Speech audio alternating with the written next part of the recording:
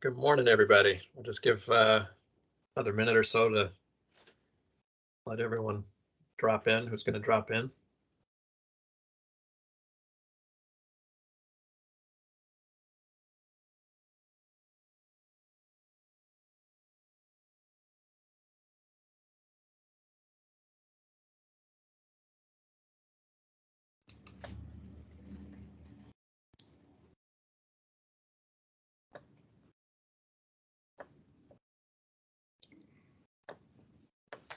Right, well, we can get started.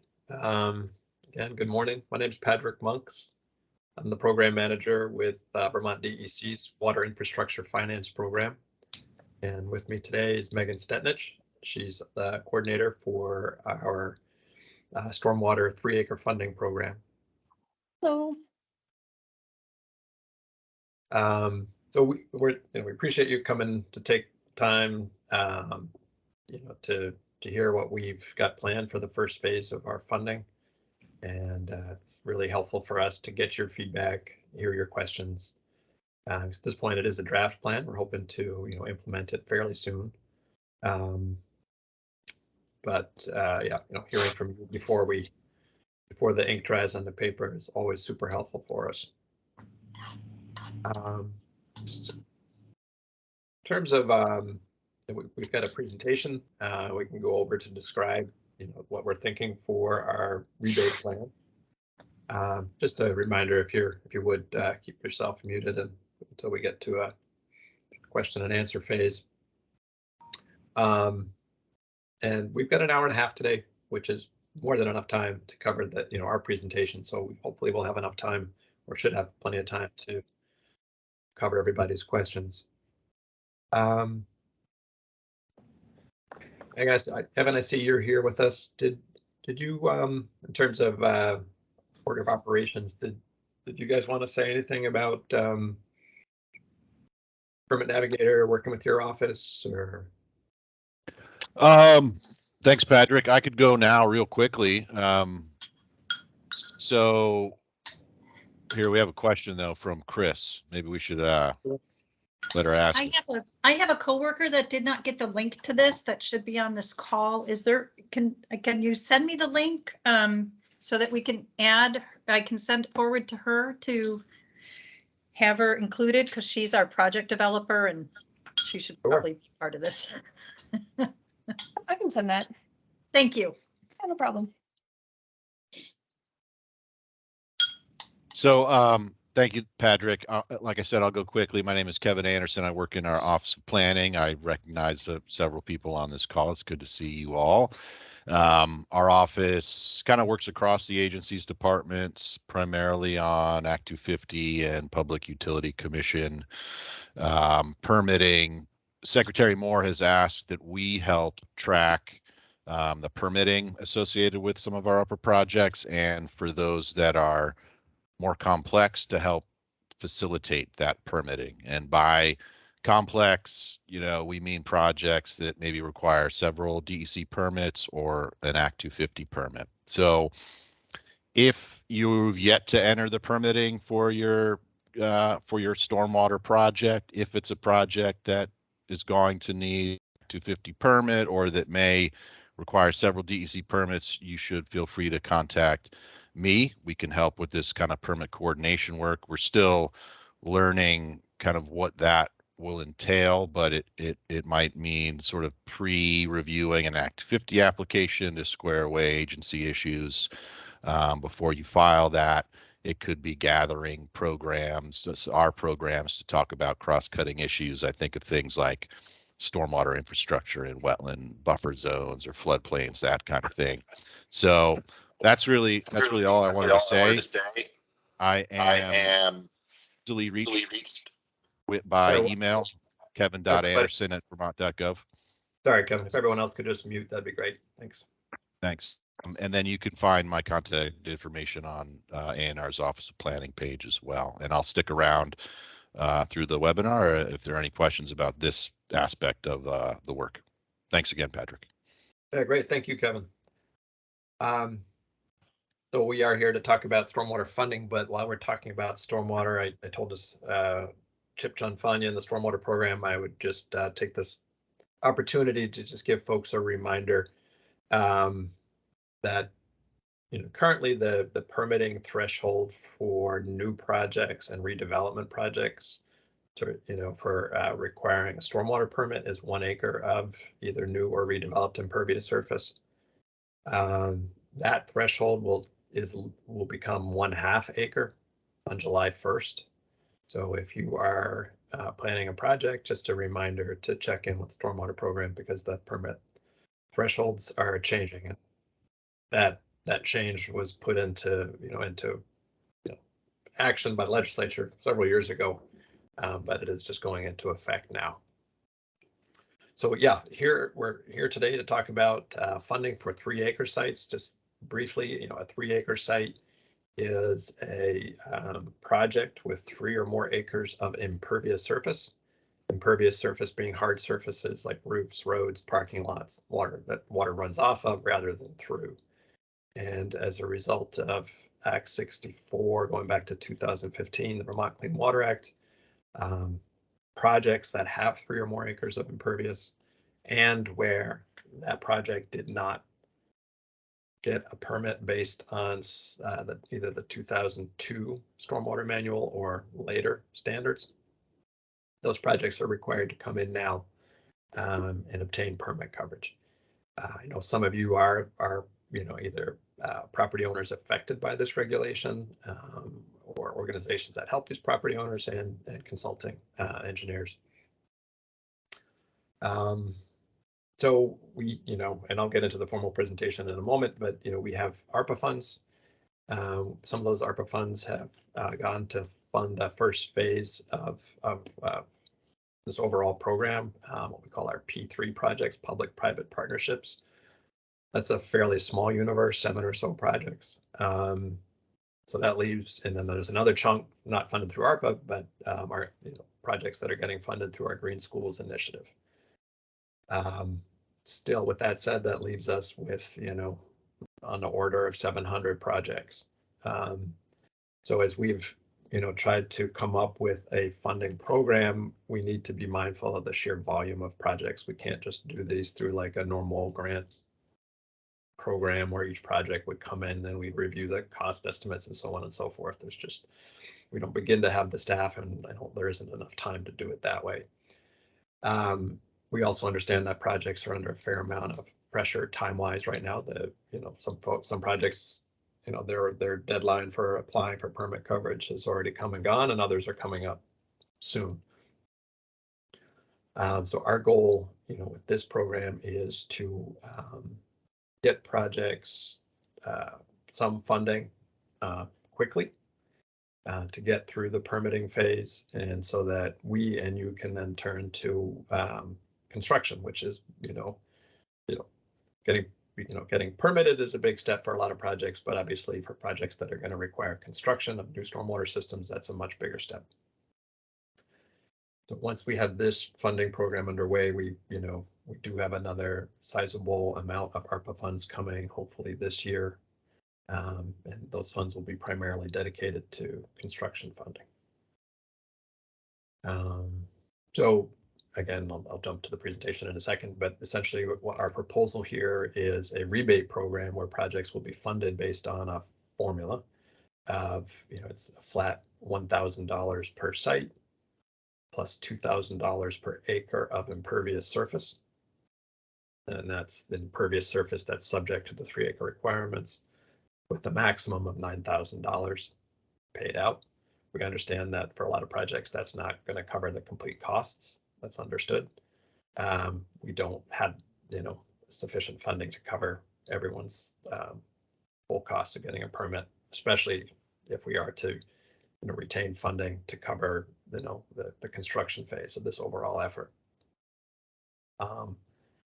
For, efficiency's sake, our thought is to make these awards once projects have a permit.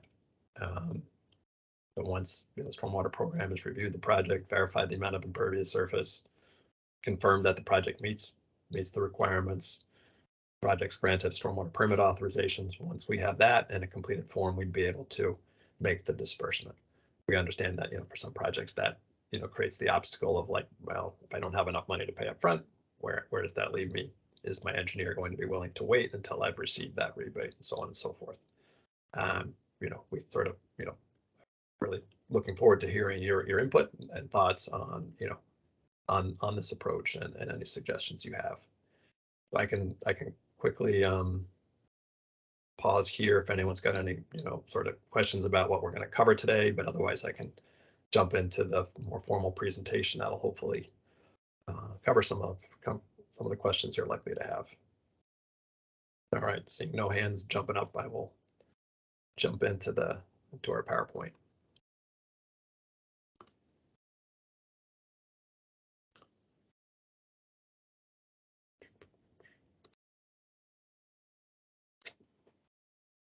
All right, just the title slide here. Again, I'm Padraic Monks. And again, Meagan Stettnisch is our also with the Water Infrastructure Finance Program. She's been our main coordinator of this overall effort. And we'll cover this probably at the end, but you're more than welcome to follow up with either of us with questions you have down the road. Meagan, did you want to chime in? Do we have everyone's contact information as a result of folks signing up for this? Mm-hmm. Or, okay, great. This just also as another heads up, we are recording this and we can make it available, or we'll make it available probably on our website, but we'll follow up with an email. All right, working backwards, the agenda. We're going to cover the 3-acre permit rebate program, the eligibility criteria, and the rebate process, and then have time for questions and answers.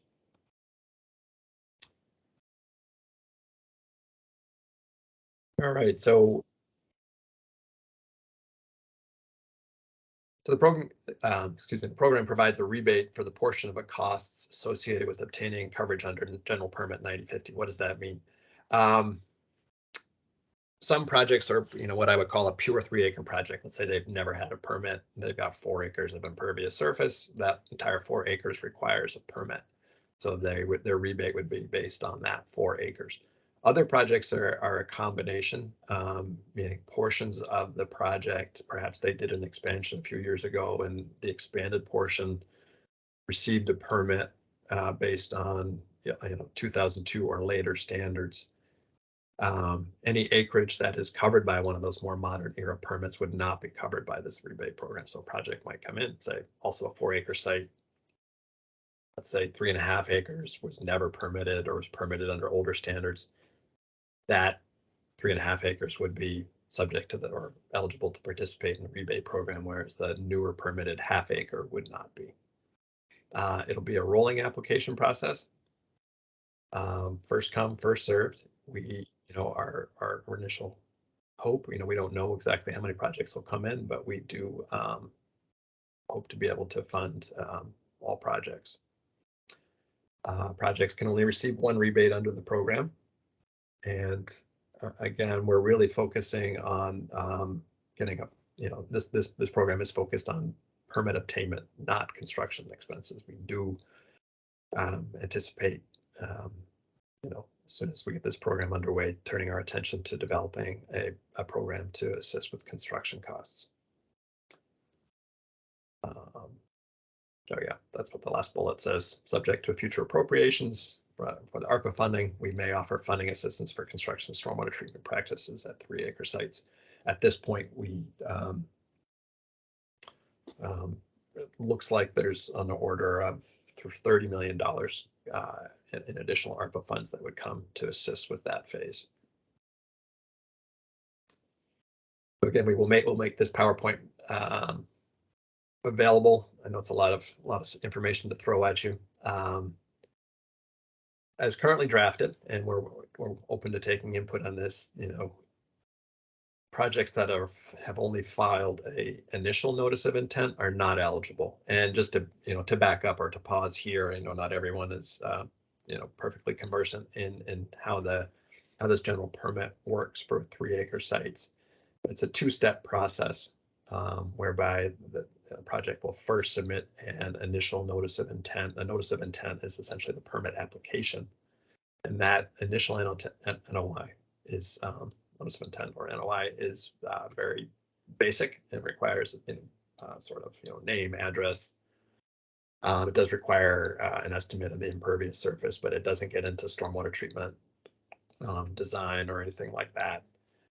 Based on that initial NOI, a project gets off 18-month permit authorization, and at the end of that, the projects are required to submit a full NOI that includes project plans and so forth.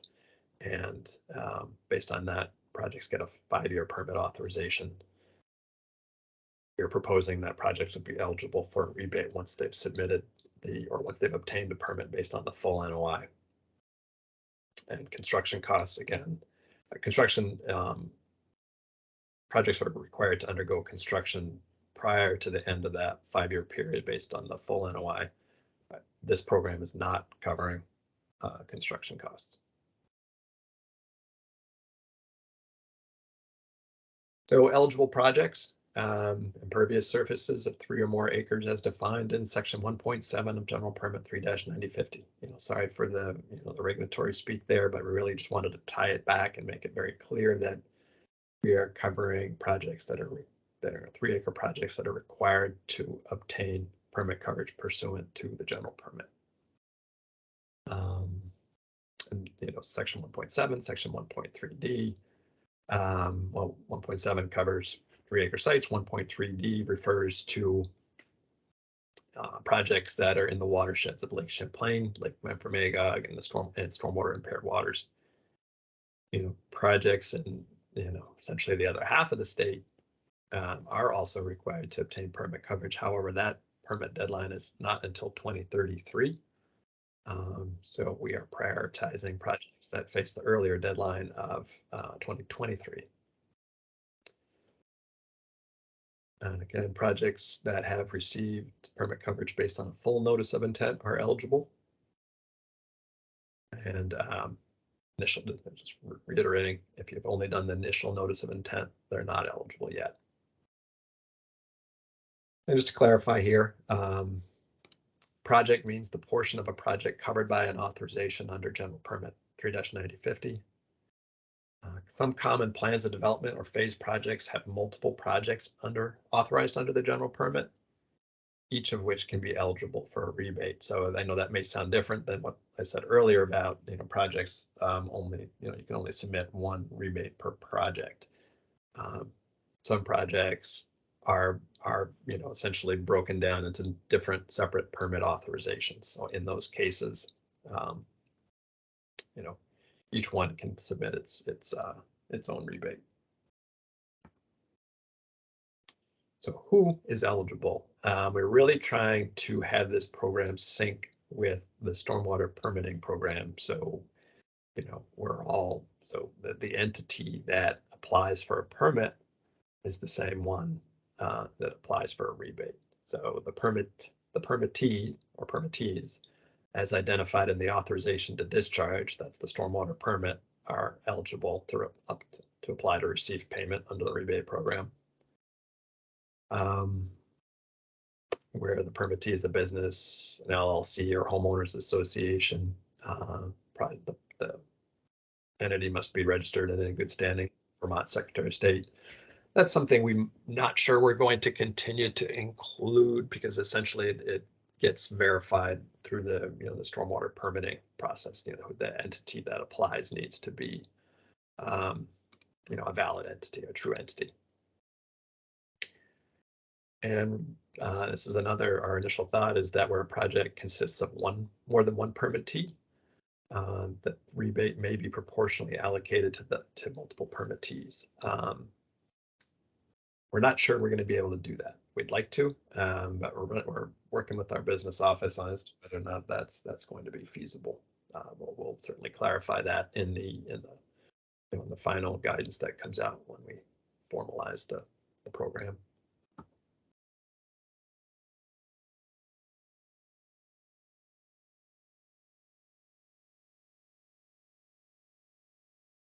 So example, eligible recipients, an individual property owner, if they are the permittee, that's not, so if it's not a multiple lot project, it's just a, sole proprietor, so to speak, they would be the eligible recipient for a multi-lot residential or industrial site, an owners association. Municipalities can be permittee, and small businesses, as defined here. Small business needs to be less, essentially fewer than 500 employees.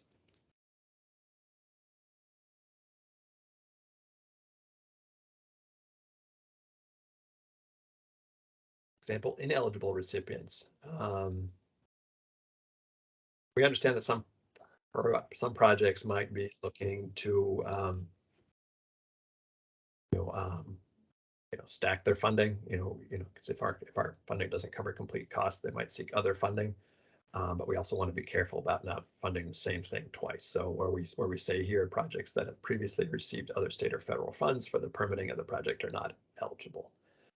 It's something we're certainly open to taking comment on, and we want to refine so that we don't penalize folks who are again just trying to build a funding package to make themselves whole.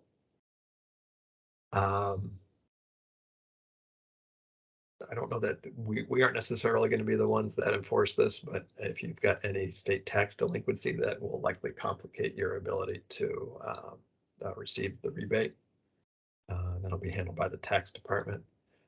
Large business, obviously not a small business, are not eligible.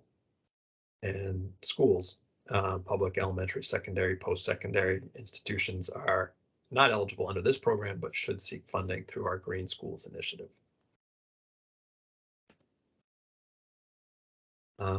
Don't have the date yet, hopefully soon. And we have a proposed sunset date of October 31st, 2024. And the program would be retroactive in the sense that if projects have already obtained a full NOI after March 3rd, 2021, would also be available, would be eligible to receive funding.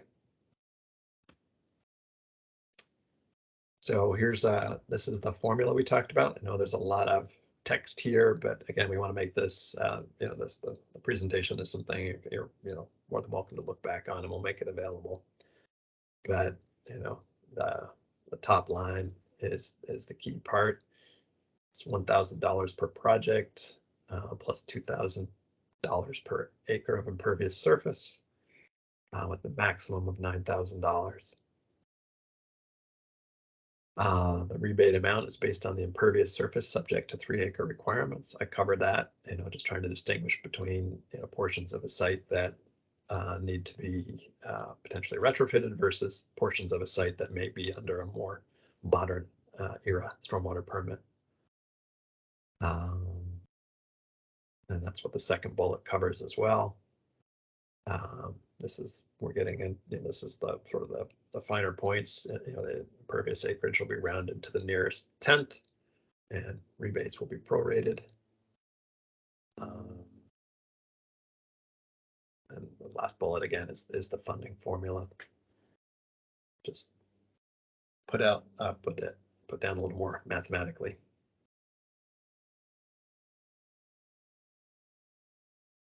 Chris had his hand up. I don't know if you wanted to. Oh, sorry.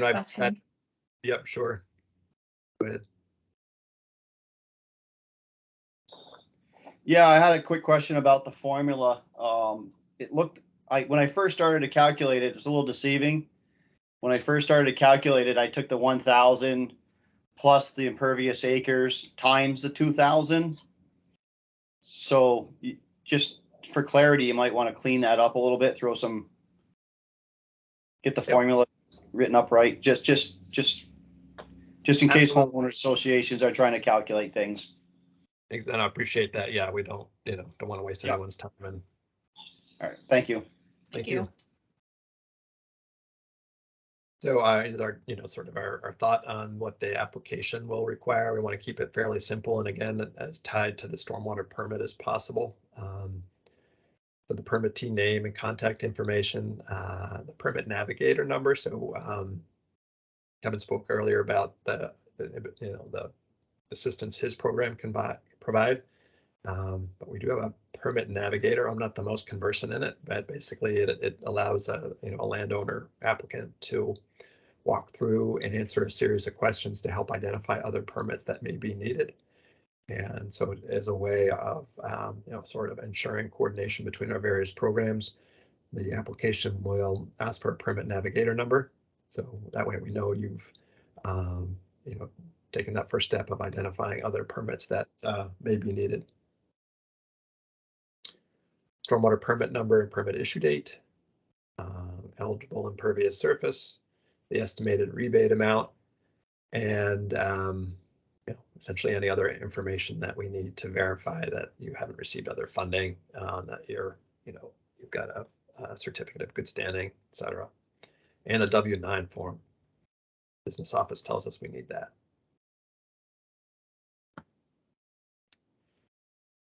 So the rebate process, the landowner or your consultant can submit the form on your behalf. The applications will be done electronically through ANR Online. Once we've reviewed it and confirmed the information, the payment will be processed and issued to the permittee. Of course, we reserve the right to verify all information. And just a heads up, we certainly aren't any sort of tax experts, but funds awarded to recipients, we are required to report that to the IRS, and that may be considered taxable income. And certainly, consult with your tax professional if you've got any concerns on that point.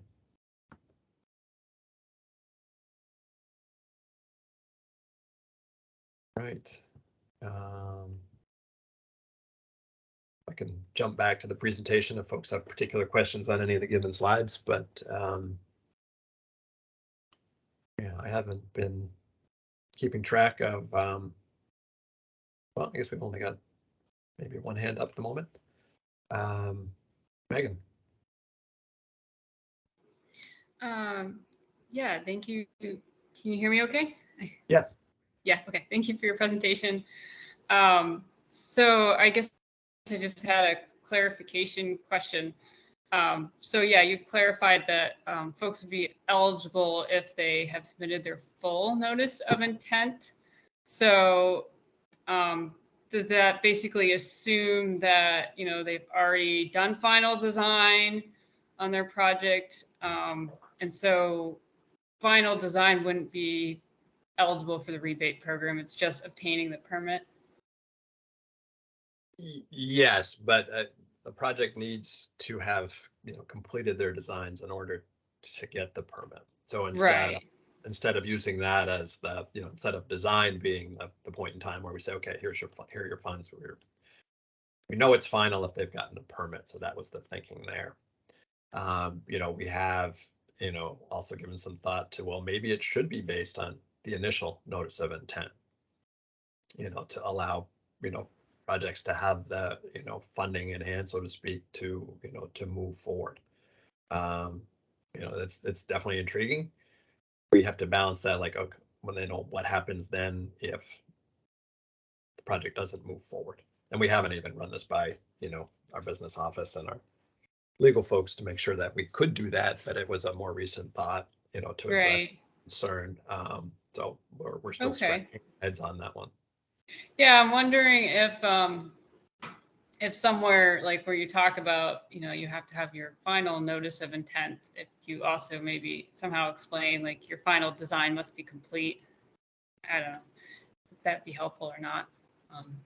For layman's terms. Yeah, no, and as part of the, I appreciate that. I agree. And one thing I didn't get into in the presentation was, how do we make this known?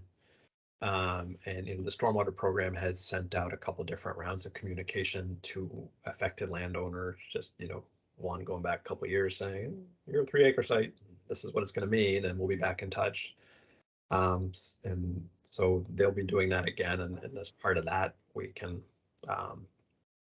explain it. But I think it would be helpful for us to have some additional information. Someone threw out like, hey, just a basic fact sheet of like what to expect as part of this process. What is it, what's it like working with the engineer? what is just so they have a sense of what the process is. That so, obviously if we just say, yes, once you get your authorization based on your full NOI, that doesn't mean a lot to your average landowner, understandably. Right, yeah, so maybe there's just some clarification in the drafts. It could be inserted. Okay. Great, thank you. Great, thank you. Right. Someone by the name of Staff. Hi, yeah, this is Marisa with Watershed Consulting. Hi. We just have one communal account, so it says staff. I have a couple of, I guess, comments / questions about the eligibility. I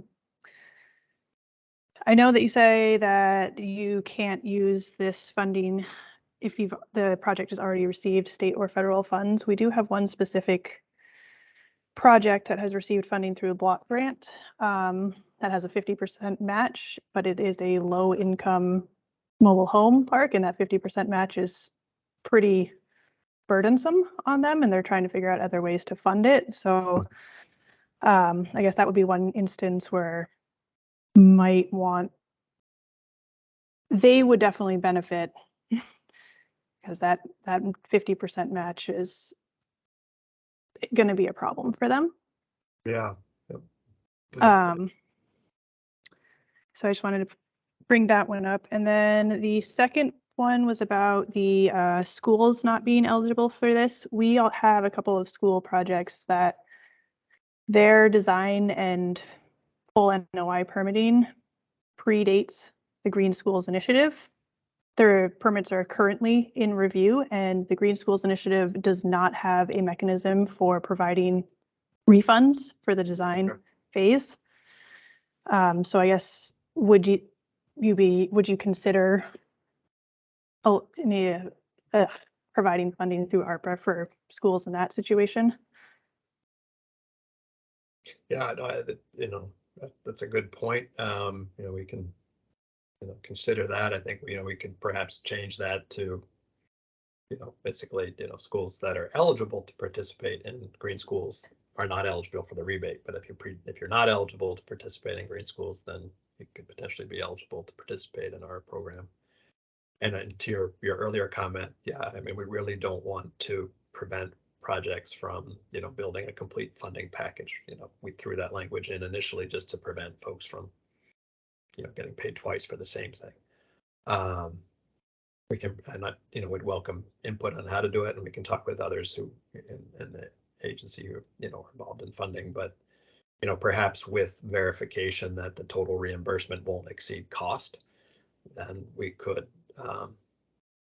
allow projects to receive the rebate if they're also getting money, say, under the block grant. Okay, thank you. Thank you.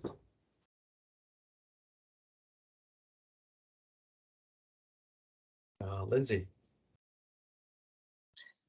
Hi, thanks. I just wanted to confirm because in the earlier meeting that we had about the ARPA funding before this program was designed, it sounded like there was going to be like a list of authorized engineering firms or something.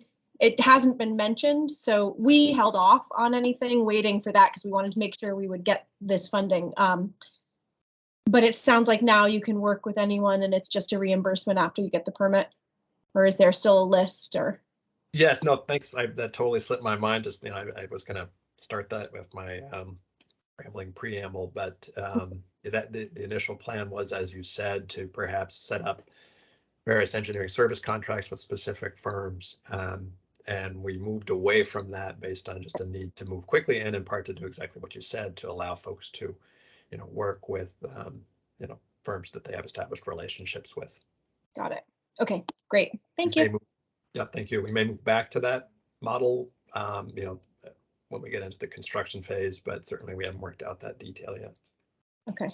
And then on the construction phase, you said that it was going to be about 30 million. So, just, I know that you can't guarantee anything, but are you thinking that it's going to be the same sort of like allocation, like it would be like 7x of your, like whatever your eligibility is for this, you might sort of have an idea in your mind that it would be about 7 times that amount for the, to put towards construction or? No, I wouldn't make any representations as to what, what any given project would be eligible for. We have a range of, sort of considerations, especially, taking into account projects, ability, affordability. We don't at this point have the time to, go through the 700 plus projects to figure out, everyone's relative status in terms of whether they're disadvantaged or not. But as we move to construction, given that the 30 million won't cover, anywhere near the total cost, we will potentially be prioritizing along those lines. So. Okay. Okay.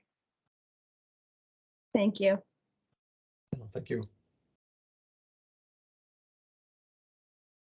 Megan, I don't know if your hand is residual or. Sorry, I gotta put it back down. Okay. Sorry about that. Just looking at hands. Questions in the chat? I'm doing a decent job covering them, but if anyone Okay. just wants to put in their thoughts, don't have to be questions. But we are, if you want to, please do follow up with, any additional thoughts, comments, questions. Not a strict deadline, but we're taking comments through. When was that, Megan? Originally it was tomorrow, just because we want to try and get this program rolling. Yeah, so okay, if you're able to do it the next day, that would be fantastic. We won't be moving so fast as to, have to enforce that deadline strictly, but yes, the sooner the better. Mm-hmm.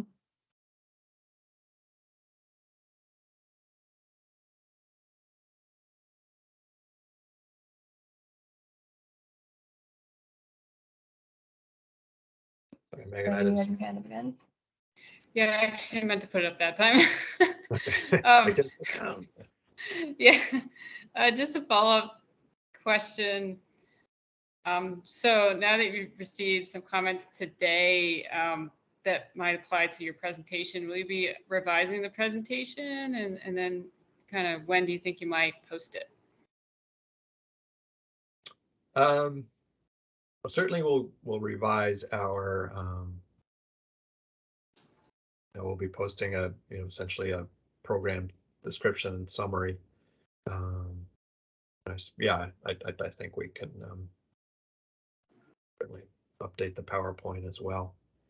Yeah, I'm just thinking like the comment about the Green Schools Initiative eligibility might be good to update that as well in the PowerPoint for the projects that weren't eligible under the current or predate rather the Green School Initiative. Yeah, exactly. As to when we can get that done, I'm not sure, but I agree that would make a lot of sense. Okay, great, thank you. Thanks.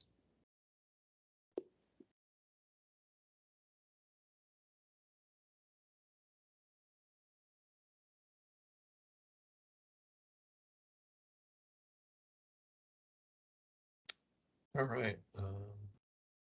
So I don't see any other comments. Other hands. But really appreciate taking the time to listen to this plan, and please do send us your thoughts. We're really trying to meet multiple objectives here in terms of being able to get assistance out quickly, but also understanding that not every project is the same. If there's anything we can do to streamline the process, any other potential glitches you see along the lines of, like you guys have hopefully pointed out, projects that need to combine funding, schools, any other blind spots we might have, you can think of, please do share that. And I'll send out an email with a kind of Q&A, kind of just in a single document for everyone, in addition to this PowerPoint, probably by the end of this week.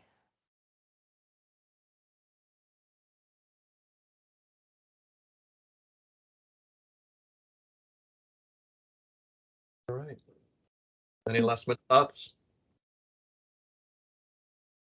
Patrick, do you have any idea for Dwayne's question in the chat? I'm not familiar with fairgrounds. Oh, I didn't see that one.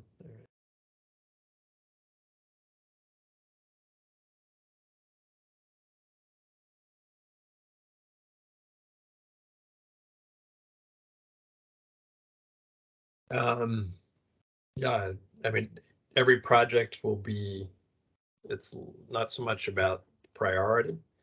And, meaning, and it's first come, first served in terms of, projects applying for the rebate.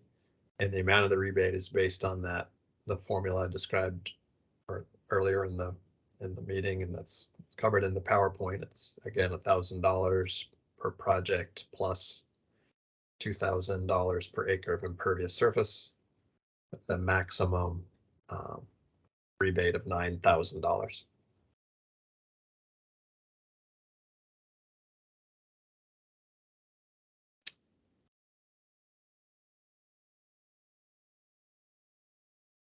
Yeah, Luann, your question about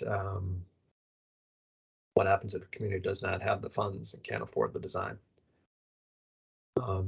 Certainly, we understand that rebates may not work for every project.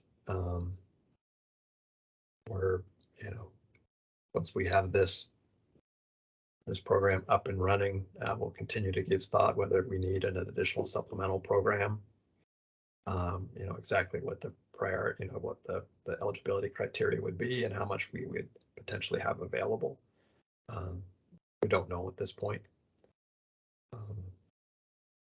But I think all along folks have understood, folks here have understood that not every project can just go out and hire somebody and then go out and build this. So, continue to do our best to try to serve those needs.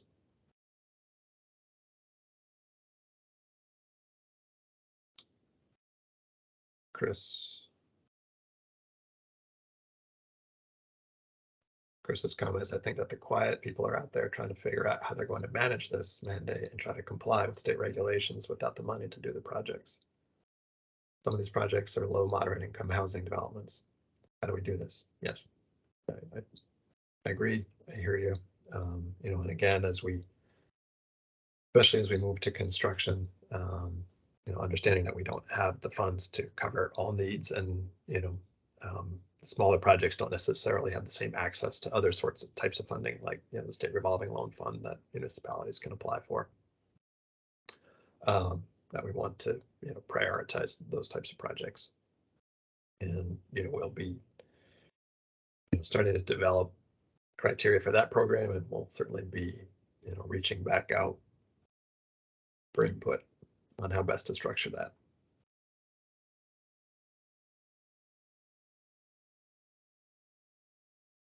Appreciate that input.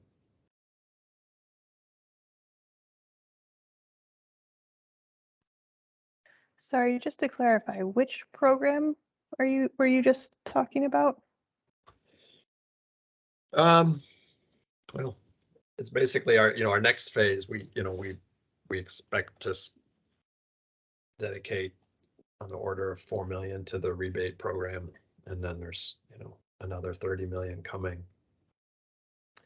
We need to figure out how best to split that between construction and also addressing any additional permitting needs that aren't met through the rebate program for projects that simply can't obtain a permit due to financial need, and where the rebate isn't going to be sufficient.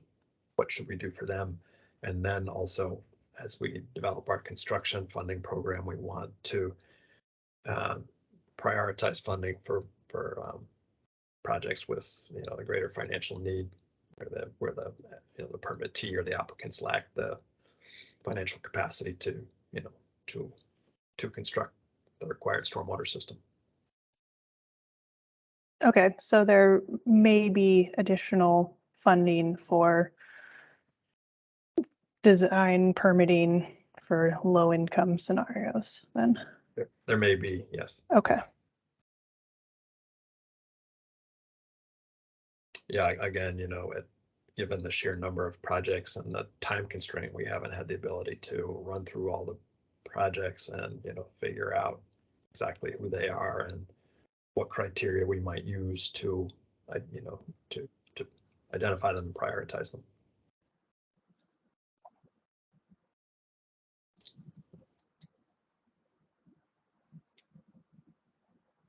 Yeah, Tim. Hi, thanks. Tim Shea, Champlain Valley Expo, and I appreciate everyone's time here today. More a comment, the money issue aside, is just on the construction side, the logistics of, we're 33 acres here at the Champlain Valley Expo of our 130 acres, and just the logistics of completing the work while trying to run an operation is significant. And I know it's, not for the topic of the discussion today, but again, if we were to start tomorrow doing this here, with the impact, the impact it would have on our operations and our ability to host events to get this work done is just overwhelming. And again, too, not for today's topic, but I just want to get that out there as well. Yep, understood. Yeah, no, it is. It's a tremendous lift, by property owners. While trying to run an operation and still at the same time do the work. Yeah. Thank you.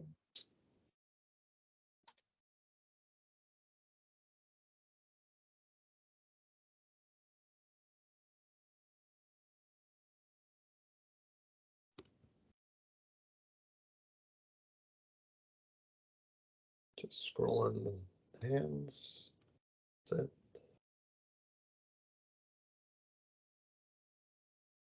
Okay, comment on co-ops.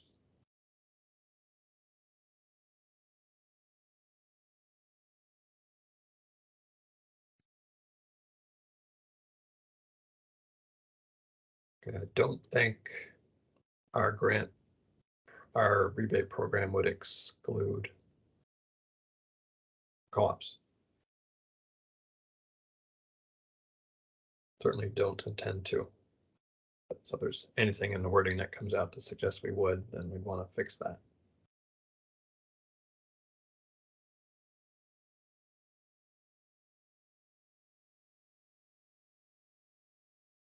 All right, any other additional comments, questions?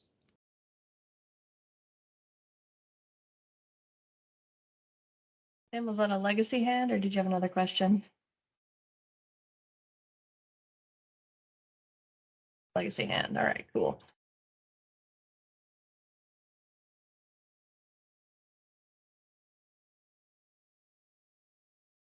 All right, well,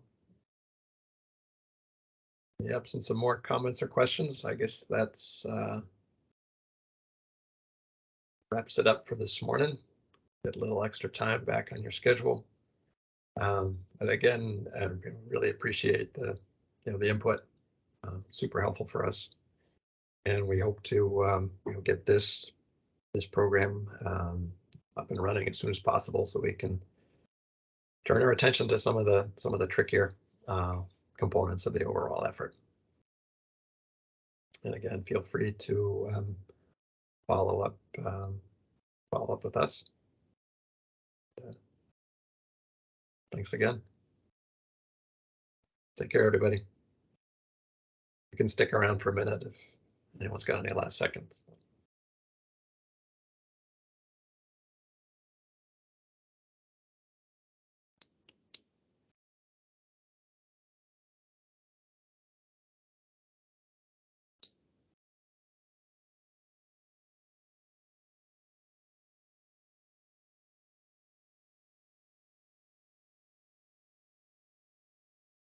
All right, we've got